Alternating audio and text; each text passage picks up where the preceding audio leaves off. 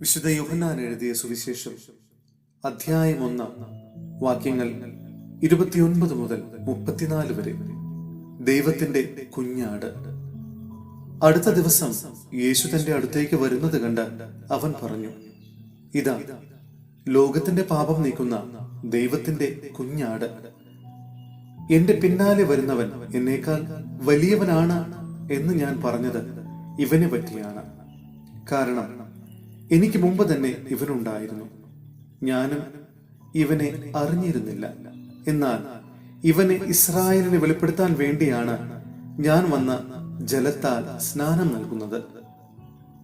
ആത്മാവ് പ്രാവിനെ പോലെ സ്വർഗത്തിൽ നിന്ന് ഇറങ്ങി വന്ന് അവന്റെ മേൽ ആവസിക്കുന്നത് താൻ കണ്ടുവെന്ന് യോഹന്നാൻ സാക്ഷ്യപ്പെടുത്തി.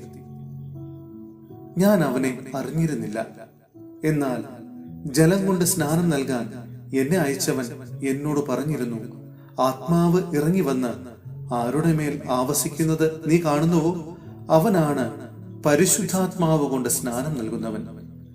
ഞാൻ അത് കാണുകയും ഇവൻ ദൈവപുത്രനാണ് എന്ന് സാക്ഷ്യപ്പെടുത്തുകയും ചെയ്തിരിക്കുന്നു. സഹോദരരെ, ഹെബ്രായർക്കുള്ള ലേഖനം അധ്യായം 4 വാക്യങ്ങൾ 1 മുതൽ 10 വരെ. ദൈവിക വിശ്രാന്തി. അവിടുന്ന് നൽകുന്ന വിശ്രമത്തിലേക്ക് നാം പ്രവേശിക്കുമെന്ന വാഗ്ദാനം നിലനിൽക്കുമ്പോൾ തന്നെ അതിൽ പ്രവേശിക്കാൻ കഴിയാത്തവരായി നിങ്ങളിൽ ആരെങ്കിലും കാണപ്പെടുമോ എന്ന് നാം ഭയപ്പെടണം. അവർക്ക് എന്നതുപോലെ തന്നെയാണ് നമുക്കും സുവിശേഷം ലഭിച്ചത്. എന്നാൽ അവർ കേട്ട വചനം അവർക്ക് പ്രയോജനപ്പെട്ടില്ല, കാരണം അവർ അത് വിശ്വസിച്ചില്ല. എന്നാൽ വിശ്വസിച്ചവരായി നാം വിശ്രമത്തിലേക്ക് പ്രവേശിക്കുന്നു. ലോകത്തെ സൃഷ്ടിച്ചു കഴിഞ്ഞപ്പോൾ തന്നെ അവിടുത്തെ ജോലി പൂർത്തീകരിക്കപ്പെട്ടു. എങ്കിലും അവിടുന്ന് പറഞ്ഞിരിക്കുന്നു, എന്റെ ക്രോധത്തിൽ ഞാൻ ശപഥം ചെയ്തതുപോലെ അവർ ഒരിക്കലും എന്റെ വിശ്രമത്തിലേക്ക് പ്രവേശിക്കുകയില്ല. 7-ാം ദിവസത്തെ പറ്റി ഒരിടത്ത് ഇങ്ങനെ പറഞ്ഞിരിക്കുന്നു, തന്റെ എല്ലാ പ്രവർത്തനങ്ങൾക്കും ശേഷം 7-ാം ദിവസം ദൈവം വിശ്രമിച്ചു. വീണ്ടും ഇങ്ങനെ പറഞ്ഞിരിക്കുന്നു, അവർ ഒരിക്കലും എന്റെ വിശ്രമത്തിലേക്ക് പ്രവേശിക്കുകയില്ല. എന്നാൽ ചിലർ ഇനിയും പ്രവേശിക്കാനുണ്ട്. മുൻപ് സുവിശേഷം ശ്രവിച്ചവരാകട്ടെ അനുസരണക്കേട് മൂലം പ്രവേശിച്ചിട്ടുമില്ല.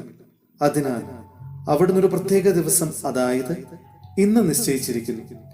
അവിടുന്ന് മുൻപ് പറഞ്ഞിട്ടുള്ളതുപോലെ ദാവീദ് വഴി വീണ്ടും പറയുന്നു, ഇന്നെങ്കിലും നിങ്ങൾ അവന്റെ സ്വരം ശ്രവിച്ചിരുന്നെങ്കിൽ എത്ര നന്നായിരുന്നു.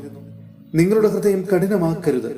ജോഷുവ അവർക്ക് വിശ്രമം കൊടുത്തിരുന്നെങ്കിൽ പിന്നീട് ദൈവം മറ്റൊരു ദിവസത്തെ പറ്റി പറയുമായിരുന്നില്ല. അതിനാൽ ദൈവജനത്തിന് ഒരു സാബത്ത് വിശ്രമം ലഭിക്കാനിരിക്കുന്നു.